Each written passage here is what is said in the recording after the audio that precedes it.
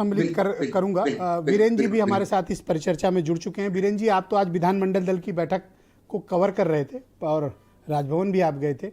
क्या देखा आपने और क्या महसूस किया उस बैठक में?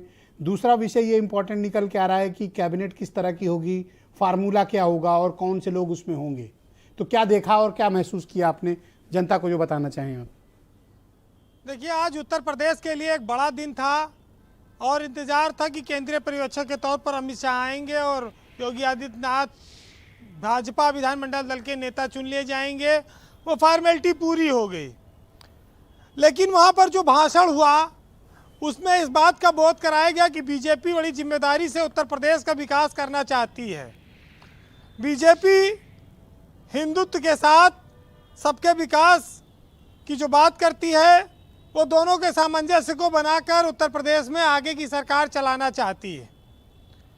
उत्तर प्रदेश राज्य में जो 2 डिप्टी सीएम थे उनको भी बीजेपी बरकरार रखेगी।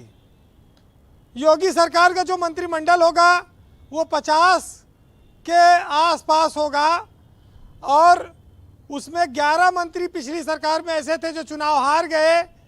3 मंत्री स्वामी प्रसाद मौर्य, दारा सिंह चौहान और डॉक्टर धर्म सिंह सैनी, ये 3 लोग पार्टी छोड़कर चले गए थे।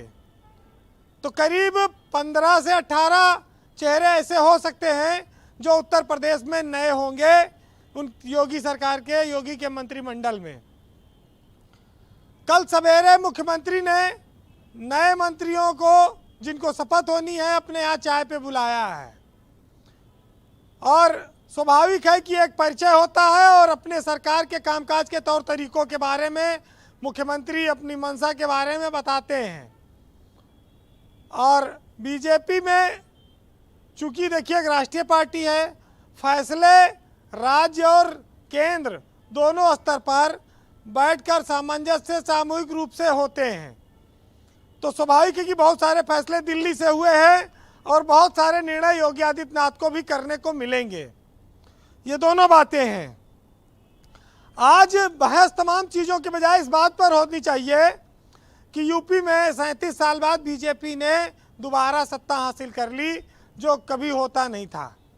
बीजेपी के इतिहास में आज़ादी के बाद से योगी ऐसे मुख्यमंत्री बनेंगे जो 5 साल का एक कार्यकाल पूरा करके, एक टर्म पूरा करके अब वो दोबारा दूसरे टर्म के लिए ताजपोशी में शपथ ग्रहण में जा रहे हैं।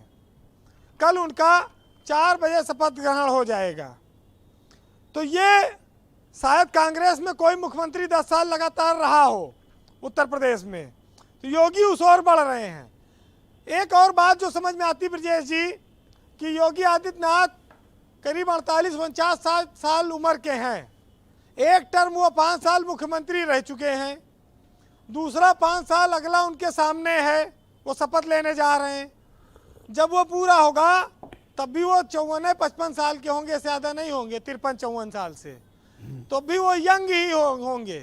तो ऐसा लगता है कि बीजेपी ने 25-30 साल के लिए यंग नेतृत्व को उभारने के लिए अलग अलग राज्यों में अलग अलग नेताओं का चयन करना जारी रखा है और उन पर भरोसा जताया है। केशव मौर्य जिस तरह आज उत्साहित थे, इससे साफ है कि उनकी कुर्सी बरकरार है। वो खुश थे बेहद, और इस बात से भी, इस खबर से भी वो खुश थे कि भारत समाचार ने ये बताया कि दोनों डिप्टी सीएम यथावत रहेंगे, वो बदले नहीं जाएंगे। तो केशव मौर्य और दिनेश शर्मा के चेहरे पर प्रसन्नता स्वाभाविक है। अब बात आती है बीजेपी की, कि जो व्यक्ति कभी मंत्री नहीं था, कभी सरकारी फाइल नहीं देखी थी, उसने 5 साल सरकार उत्तर प्रदेश जैसे बड़े राज्य में चला दी, अगला 5 साल का जनादेश ले आया। अब योगी के पास उपलब्धियों के तमाम सारे किस्से हैं, तमाम उनके पास उदाहरण हैं, और सबसे बड़ी बात यह है कि बीजेपी का संगठन उनके साथ है, इसमें कोई शक नहीं।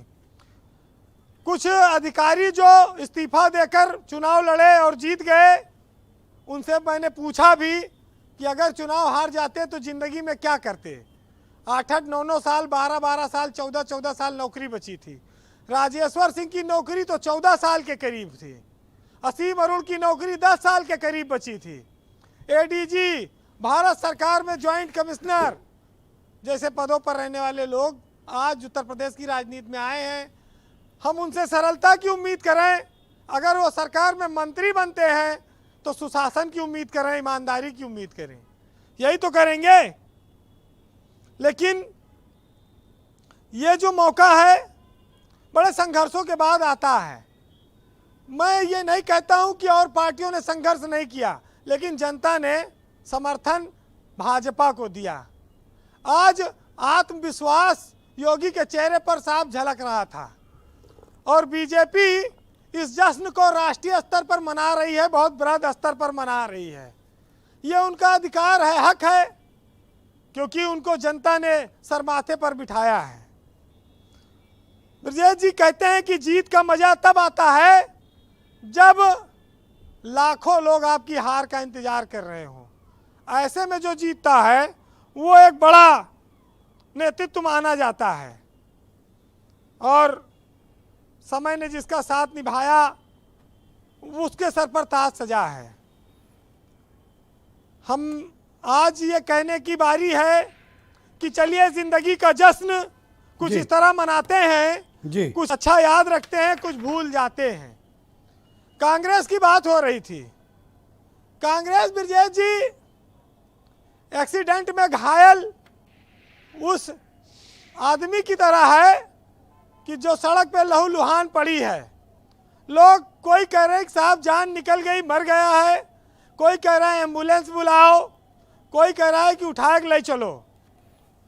कांग्रेस भी उसी तरह में है, वो राष्ट्रीय पार्टी जहां होगी वहां होगी। आप क्या मानते हैं कि उठा के ले चलो या कैसे? आप तीन में से कौन सा कोई ऑप्शन कह चुन रहे रहा हैं? था कि कांग्रेस मरी लहास की तरह है, उठाने कोई फायदा नहीं है, अब जैसे है पड़ी रहने दो। तो तमाम सारी बातें, तमाम सारे लोग मजा लेते हैं। अरे यहाँ पांडे जी सबका गला पकड़ ले रहे हैं, कोई बोल रहा है तो आप कह रहे हैं कि लेकिन उत्तर प्रदेश में अखिलेश यादव ने जो राह चुनी है नेता विपक्ष की, 125 सांसदों का विपक्ष बड़ा होता है। विधायक जी। अगर वो संघर्ष करेंगे तो सरकार को सदन से लेकर सड़क तक वो घेरेंगे, क्योंकि संख्या बल उनके पास पर्याप्त है। बहरहाल जी। आज एक योगी के तौर पर पांडे जी और एक तड़प के प्रशासक बैठे के हैं, तौर समझ पर लो। ब्रजेश जी, योगी आदित्यनाथ दोनों जगह सफलतम व्यक्ति साबित हुए हैं। वो हिंदुत्व का जो बीजेपी का राष्ट्रवादी चेहरा थे उसको और विशालता मिली है, जी। स्वीकार्यता मिली है और देश के सबसे बड़े सूबे के वो मुख्यमंत्री नियुक्त हो गए हैं। बहरहाल कहा गया है कि गली गली और कूचे कूचे बस एक ही है दरकार कि ईमान की हो ताजपोशी, ईमानदार हो सरकार। और राह संघर्ष की जो चलता है वही संसार को बदलता है। जिसने रातों से जंग जीती है सूर्य बनकर वही निकलता है। बहुत बहुत शुक्रिया आपका वीरेंद्र जी, बहुत बहुत धन्यवाद। बहन भाइयों, आज के मसले को लेकर हमने क्यू ऐप पर एक प्रश्न पूछा।